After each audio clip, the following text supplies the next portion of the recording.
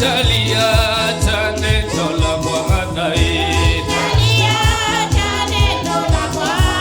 Mbona sauti zingine sijazisikia bado? Ama ina maana kuna wengine ndio watakao liacha? Shangwe na vigelegele.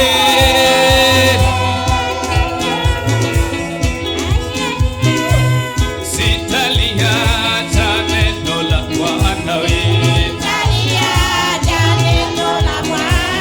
Sitaliacha neno la Bwana.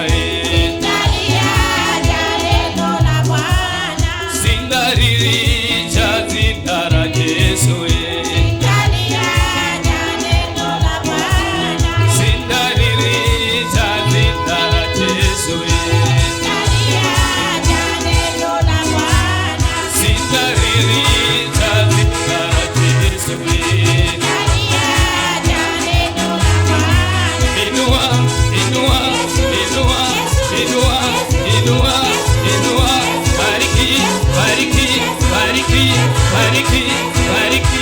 Bariki, shangwe na vigelegele.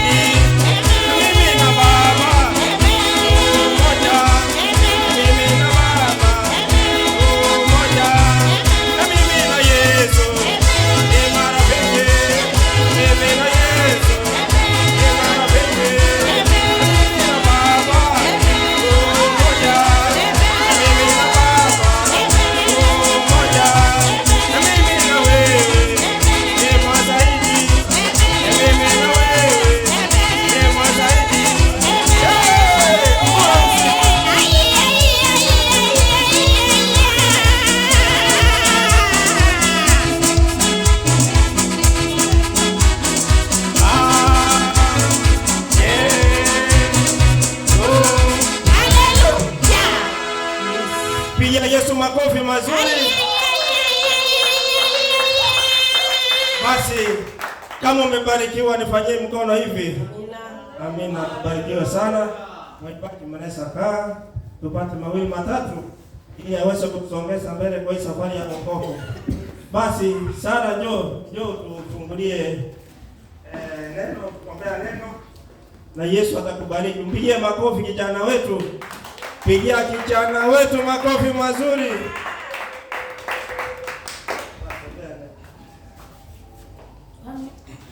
Amina. Asante Yesu Kristo, umetulinda toka nyumbani mpaka tumefika mahali hapa Yesu salama. Yesu, tazama mtumishi wako endapo Yesu kutufundisha. Wacha kila ambacho Yesu atakufundisha wacha kiende kakae katika akili zetu na kiende kazie matunda. Kila roho zote za confusion na zikemea katika jina la Yesu Kristo. Na katika jina la Yesu Kristo nimeomba na kuamini. Pigia kijana wetu makofi mazuri. Vigeregere na sangwe kwa Yesu. Basi bila kupoteza muda, mimi kwa majina najulikana kama Ayubu au Job Mwagambi. Niko hapa Kongororo chini ya mchungaji Jackson Ngoro, tunasukuma gurudumu la Injili. Haleluya. Basi safari ya wokovu si safari rahisi wapendwa. Ni lazima tusidi kukumbuzana na kusidi kuchangana na kutiana bidii, kwa sababu huu mwili uko na nguvu wapendwa. Bwana Yesu asifiwe. Huu mwili uko na nguvu. Unaweza pata mtu uko na nafasi ya kufika hata kusanyiko, lakini unashindwa kwa sababu labda vita ni vikali. Bwana Yesu asifiwe. Basi bila kupoteza muda, wacha tuangalie kitabu kimoja tu. Hapa anamaliza kama dakika 5. Kwa hivyo ukizinzia tu basi utaniona hapo, utapata nimeketi kule nyuma. Haleluya. Tusomee kitabu kimoja hapo, Ibrania 12:4.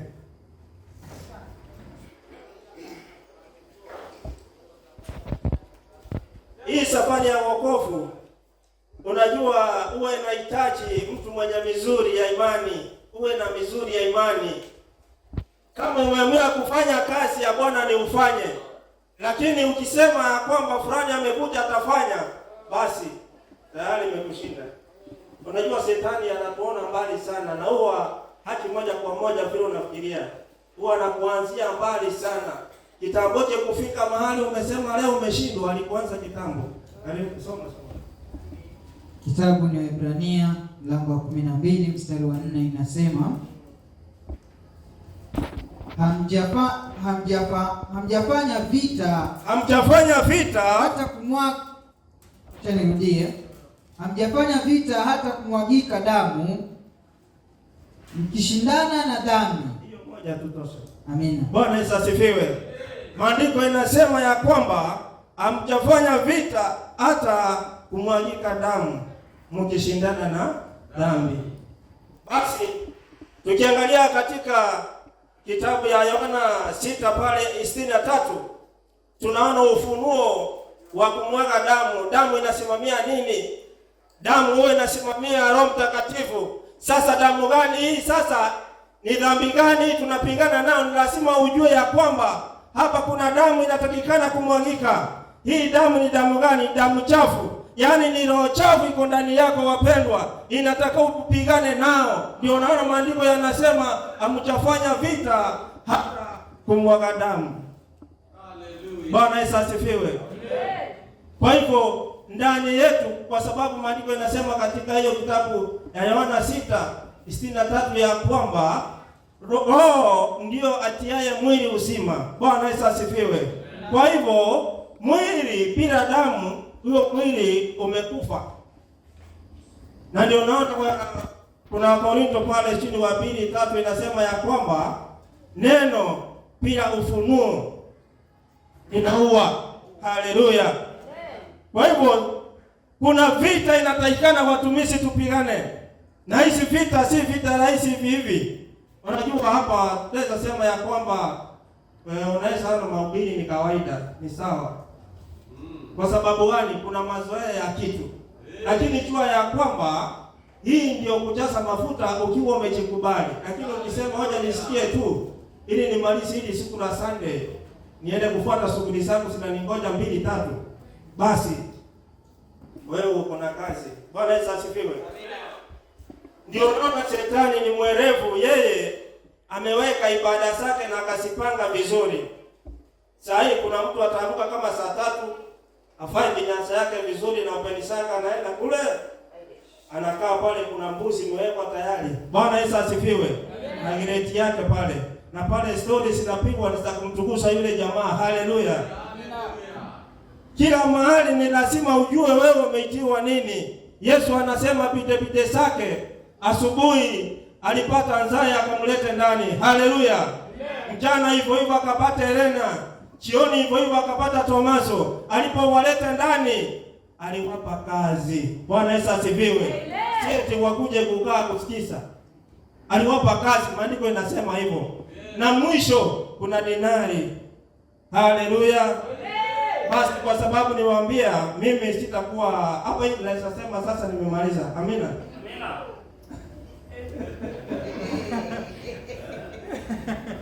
Tumepata mawili matatu, tumefanikiwa. Basi kwa sababu waje tusonge kidogo, nisomee Yoshua 1:6 na Yesu atakubariki. Kwa hivyo wapendwa, ni lazima tujikubali kufanya kazi ya Yesu katika roho na kweli. Mimi nakwambia hizi ni nyakati za hatari sana watumishi. Lakini wewe angalia wengi, upendo wa wengi utapoa vile maandiko yanasema. Hii upendo wa wengi kupoa si eti ni upendo wa kawaida tu. Upendo wa kawaida wa mwanadamu huko. Lakini upendo katika Yesu, katika Kristo hakuna. 6:1. Kuna 1:6, Yoshua 1:6. Kitabu cha Yoshua mlango wa 1 mstari wa 6. Nasema, uwe hodari na moyo wa ushujaa, maana ni wewe utakayewarithisha watu hawa nchi hii niliyowapia baba zao, ya kwamba nitawapa. Amina. Joshua anaambiwa ya kwamba kuweni hodari. Haleluya. Sasa leo hii Joshua ni wewe unaambiwa uweni hodari, uwe hodari. Basi utakuache hodari na una silaha? Ni lazima uwe na silaha za vita, hii ndio uwe hodari. Bwana Yesu asifiwe. Huwezi sema wewe ni hodari na hujafaa silaha za vita. Na hizi silaha za vita utazifaa vipi kama mtumiki Bwana? Bwana Yesu asifiwe. Kama ufiki kusanyiko ili uweze kuhubiri vile tuna wenzako wanahubiri, kuna kazi nyingi kwa nyumba ya Baba ufanye. Wewe utakuwa ni mshirika wa radio sio au wa TikTok. Alafu nasema uko kwa njia ya sawa. Bwana Yesu asifiwe. Kuweni hodari. Joshua anaambiwa kuweni hodari kwa sababu kuna kazi amepewa. Kuna kazi amepewa uweze kukamilisha. Je, wewe uko hodari kama Joshua? Kwa sababu Joshua aliambiwa uweni hodari. Amepewa kazi ya kukamilisha pale. Kupeleka watoto Kanani ili aweze kukamilisha hiyo safari. Ukisoma kutoka juu, hiyo story inajieleza vizuri. Bwana Yesu asifiwe. Hapa naweza sema kuna watu wengi, hata si hapa tu, makusanyiko nyingi. Unaweza pata ya kwamba unajua shetani yako na mbinu nyingi sana watumishi. Ngoja tusije ukumbusana kwa sababu hii safari ni ngumu. Unaweza pata wiki nzima wewe umefanya kazi, hujakosa kazi kweli. Lakini ukifika siku ya Sunday, unataka kufika kwa kusanyiko, mwili unakwambia leo ndio nimechoka. Wacha nipumzike. Bwana Yesu asifiwe. Mwili unakuambia umechoka ili kesho upate at least nguvu za kurauka tena wiki nzima. Bwana Yesu asifiwe. Ukumbuke hiyo sauti, unaweza kuiona ni sauti nzuri kweli kwa sababu unapumzisha mwili. Lakini jua kwa Yesu unapoteza. Bwana Yesu asifiwe. Hata anaweza kuja tena kisiri. Wiki nzima unaweza piga hauna kazi. Mwezi unaenda. Lakini ile siku ya ibada tu unapata kibarua. Bwana Yesu asifiwe. Na ukitaka kugundua ya kwamba hizi njama ni shauri jamaa, soma maandiko. Yesu anakuambia nimekupa siku sita ufanye kazi. Bwana Yesu asifiwe. Lakini hili moja wewe umejitengea limetoka wapi? Haleluya. Lazima ujue siri za yule jamaa. Hebu tusomee Wathesalonike. Hivi ndio naenda. 1:2. Kwanza 2:18. Kwa hivyo watumishi ni lazima tuwe macho sana. Ukisikia shetani amejigeuza kuwa malaika wa nuru, si wa nuru tu, lazima uwe rohoni ndio uweze kumtambua. 2:18. Wa kwanza 2:18. Kitabu cha Wathesalonike wa kwanza. Huyu ni Paulo mwenyewe akipiga vita, lakini sikia vile anakuambia. Haleluya. Hebu soma hiyo 18. Hiyo moja tu. Kwa hiyo tulitaka kuja kwenu. Naam, mimi Paulo mara ya kwanza na mara ya pili, na shetani akatuzuia. Bwana Yesu asifiwe. Basi Paulo anasema ya kwamba kwa hiyo tulitaka kuja kwenu, naam, mara ya kwanza na mara ya pili, na shetani akatuzuia. Hiyo ndio jambo nimetoka kuongea sahihi hapa, ya kwamba wewe unaweza kuwa na tamanio la kufika kwa kusanyiko au kufika mahali, lakini kwa sababu vita vimeinuka na utagundua ya kwamba vita upiganwa mlangoni. Bwana Yesu asifiwe. Vita huwa vinapiganiwa mlangoni. Vita huwa vinapiganiwa katika roho, katika ndani yako. Kwa sababu nakwambia unaweza sema leo nitaenda kusanyiko. Kuna watu wengi tunakutana wanatoa ushuhuda, anasema leo nilikuwa nije, lakini sasa siku fulani akanitembelea. Bwana Yesu asifiwe. Kumbuka hizo ndio vita vya yule jamaa. Kumbuka ya kwamba wewe kama umeamua ya kwamba leo utafika, jaribu ufike ndio utamshinda. Haleluya. Lakini akikushika Hiyo siku moja akikushika kama ni Sunday moja, jua ya pili sasa ndiye amepata nguvu zaidi. Na kitambo uje kuchinazua, basi itakuwa umefanya kazi sana. Sikiza, Paulo anasema alikuwa anataka kuja kwenu mara ya kwanza na mara ya pili, lakini haikuwezekana. Bwana Yesu asifiwe. Itakuaje wewe? Paulo wa leo ni wewe. Tunasema Paulo wa leo ni wewe. Sasa wewe hizi vitu utavipiga vipi mpendwa? Hizi vitu utaviweza vipi? Katika isipokuwa wewe mwenyewe umejitolea kupigana hizi vita. Najua hizi nyaraka hizi za Paulo huwa zinasumbua sana. Ndio unaona nikapata jamaa wengine tulikutana wakaanza kuhubiria Injili, mchungaji anaongea hapa, zingine anasema hakuna kutubu, hakuna nini. Hizi nyaraka huwa zinachanganya watu sana. Ndio wakati huo nikawaambia ya kwamba ukisoma Warumi 7 Paulo anasema ya kwamba lile nataka kulitenda sitendi kwa sababu dhambi hiyo ndani yangu.